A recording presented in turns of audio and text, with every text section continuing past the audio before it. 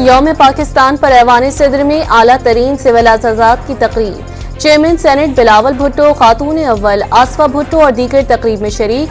सदर आसिफ जरदारी ने मुख्तलिफ शोबों में नुमाया खिदमात अंजाम देने वाले अफराद को एजाज़ात से नवाजा।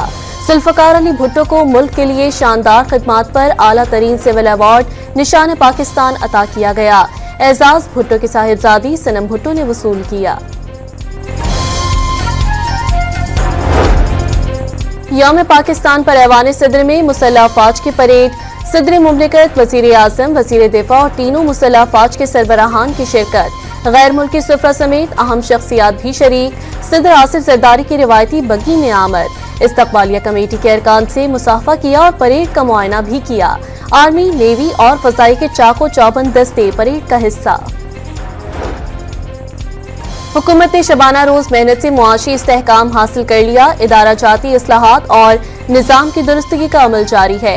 पार्लिमान, अदलिया, इंतजामिया अपने आईनी उमूर की अंजाम दही में मसरूफ अमल है। वज़ीर आज़म शहबाज शरीफ का यौम पाकिस्तान के मौके पर कौम से खिताब। चौथे T20 मैच में न्यूजीलैंड ने पाकिस्तानी बैटिंग लाइन के परखचे उड़ा दिए। ग्रीन शर्ट्स 221 रन हदफ के ताक़ुब में 105 रन पर ढेर। 9 खिलाड़ियों का स्कोर डबल फिगर में ही दाखिल ना हो सका। न्यूजीलैंड को 5 मैचों की सीरीज में 3-1 की फैसलाकुन बढ़तरी हासिल।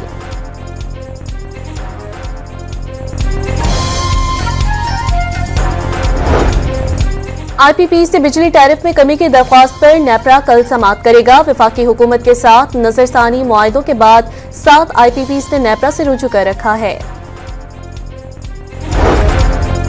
और रहीम यार खान के कच्चे में पुलिस का डाकुओं के खिलाफ ऑपरेशन।